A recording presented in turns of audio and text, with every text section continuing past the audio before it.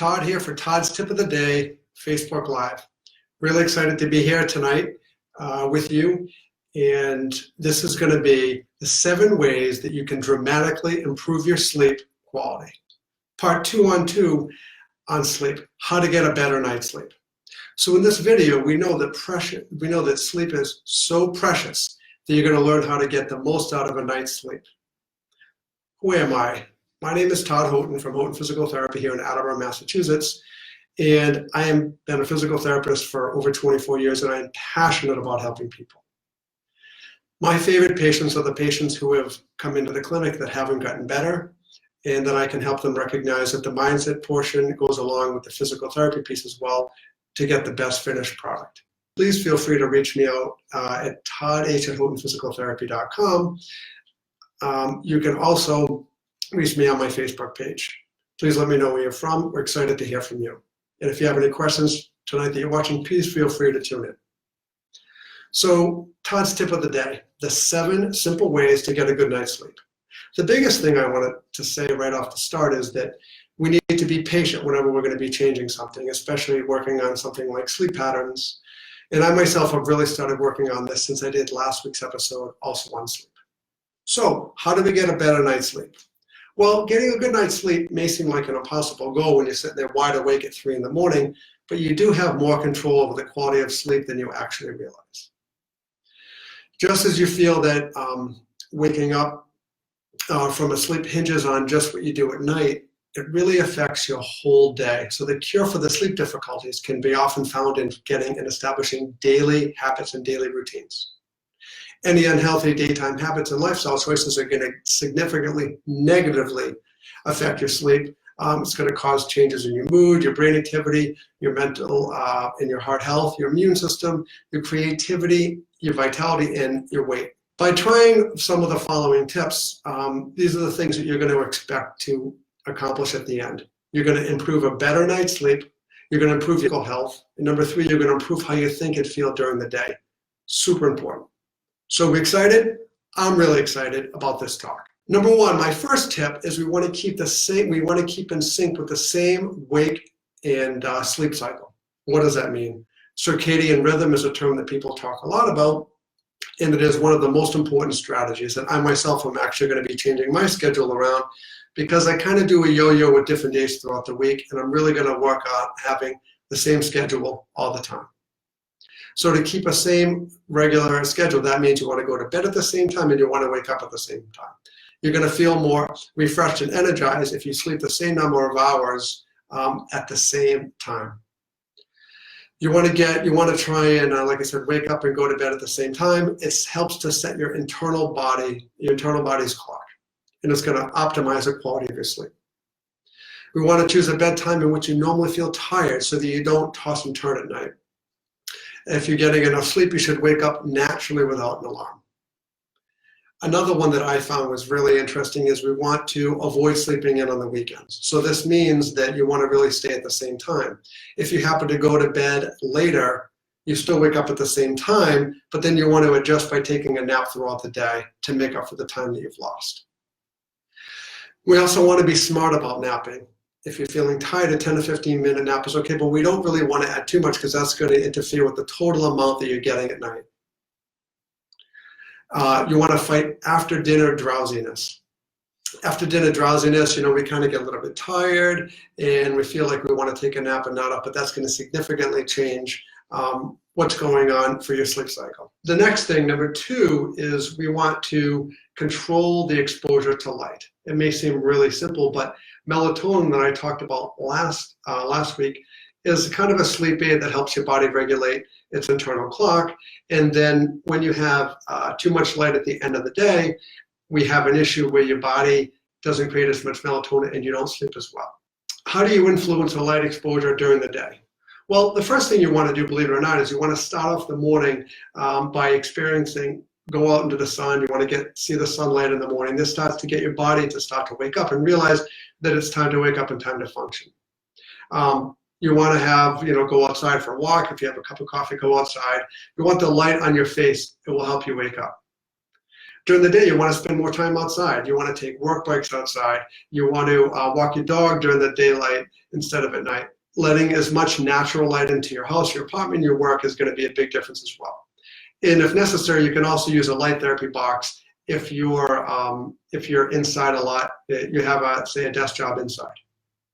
Then at nighttime, what do? Well, we want to avoid bright screens within 1 to 2 hours of going to bed at night. The blue light that's emitted by your phone or by the TV can be especially disruptive. We can definitely minimize the impact of this by using devices that have smaller screens, and also ones that you can change the brightness and turn the brightness down towards the end of the day, or something like an app such as Flux. Say no to late night television. Not a good idea. You should really not watch television in the bedroom, but that's another one that I'm going to get to later on. You want to try listening to music or audiobooks instead, but you don't want to read with backlit devices.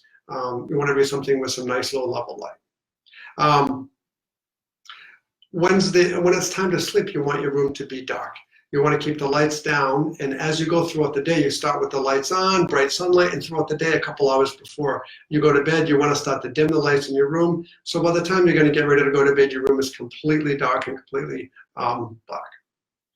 The next thing, the third thing, is regular exercise. I'm not going to spend a lot of time on this, but one of the things, the more vigorous your exercise, the better night you're going to get sleep. Exercise speeds up your metabolism, it elevates your body temperature, and it's not a problem if you're exercising, but we don't want to do this too late at night because then it's going to keep you up. So you want to exercise more in the morning, more midday. Exercising in the evening or late at night is not really a great idea. You want to give yourself about 3 to 4 hours if you're going to do some vigorous workouts. Do them at least 3 to 4 hours before you go to bed at night. You can do even like yoga or some low-level activity. You can do that at night because it's not really going to get your heart rate and get your body under so much stress at that time. Number 4, so exercising is a great thing. Number 4, be smart about what you eat and you drink. Again, we're not going to spend a lot of time on this tonight. I've already covered this in the talks before. But basically, we want to limit the caffeine. If you're going to have any, limit the caffeine. Don't want to do it at night. Obviously, no nicotine. You want to avoid big meals at night. You want to avoid alcohol. Alcohol's probably not the best thing to have, but you definitely want to avoid it before bedtime. And you want to avoid drinking too many liquids at night as well, because that's just going to make you want to get up in the middle of the night a lot more often. You want to cut back on the sugary foods and the refined carbs, because those are just going to kind of sit in your stomach. They're not going to be the best source, and it's going to keep you kind of sleepy at night. Some nighttime snacks that might be helpful for you that are going to promote sleep is, believe it or not, like a turkey sandwich, a small bowl of cereal might be good, some yogurt, a banana, something like that would be helpful, just a small meal for you. The next thing, number 5, is you want to wind down your night. That's going to help you clear your head. A lot of times we have to, I know my job, I'm on the go, I'm thinking all day long. A lot of, when you're in contact with people all day, your brain is always going. So we want to start to cut this down as we get more towards the evening. And if anxiety or worry problems kind of dominate, then we want to learn how to stop worrying. We want to learn how to kind of shut off our brain and put it off in the perspective that we didn't get to it today, but we can definitely get to it tomorrow.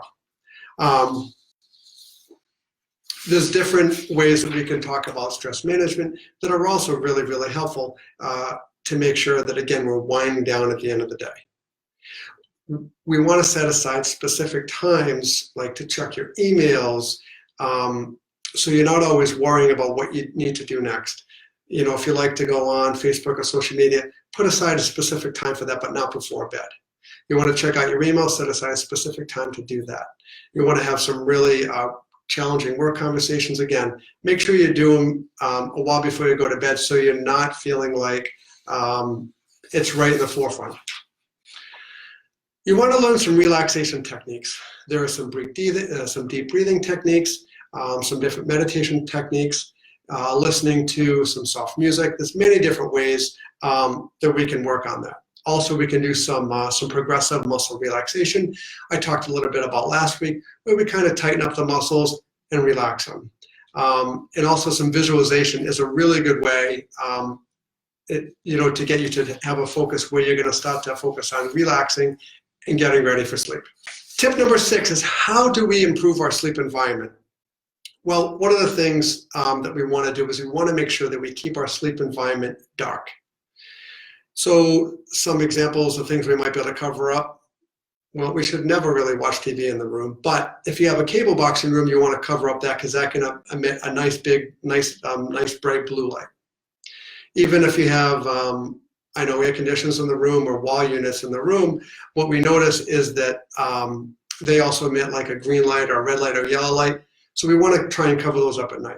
You want to cover shades over your room, cover over the shades so the room is really, really nice and dark, especially when the light starts to come up in the morning. But there's artificial lights in the room. Turn your phone upside down. So we want to do everything we can do to make it as dark as possible. And we want it to be dark when you go into your room. So one of the things that I started doing at night is if I'm out on my computer, I only do it out in my living room now or my kitchen table. Same thing with my phone, to make sure that I'm doing everything I can do to wind down at the end of the day. The next thing is the temperature is really crucial to really getting a good night's sleep. So you want to make sure it's a cool environment, usually 65 degrees, believe it or not, or less than that. Keep the room cool. And sounds kind of silly too, but we want your bed to be comfortable. I find that my bed feels better when I make it. So when I come home, I'm getting into a freshly made bed. To me, that's more comfortable. Make sure you have enough pillows. So your bed is really comfortable. It should be something you really look forward to doing at the end of the day. Because again, sleep is super important on how we're going to function in the next coming days. And the last thing I'm going to talk about is the 7th thing is we want to learn how to get back to sleep. Sometimes we can all get in our own head. We wake up and we start thinking about the day. So if we can kind of get in the habit of using the muscle to tell ourselves, you know what, I can think about that tomorrow. There's nothing I can do about that. And there's different techniques. We can work on the breathing technique. You can turn some nice music back on. And if you absolutely need to, you can do some light reading at that point. In the middle of the night when we wake up, again, it's easy to start letting our mind to go. Some things we can think about: being grateful for things that we have, think about the successes that we had the previous day before, or about how excited we are for the next day. So I hope these 7 tips were helpful for you, but getting a good night's sleep is probably one of the crucial things that we can do, because it helps you function so much better and set you up so much better for the next day. So please feel free to reach out to Todd at HoughtonPhysicalTherapy.com. You can reach me on the Facebook page with any questions you may have or any topics you might want to see over the next couple of weeks. Look forward to see you next week. Have a good night.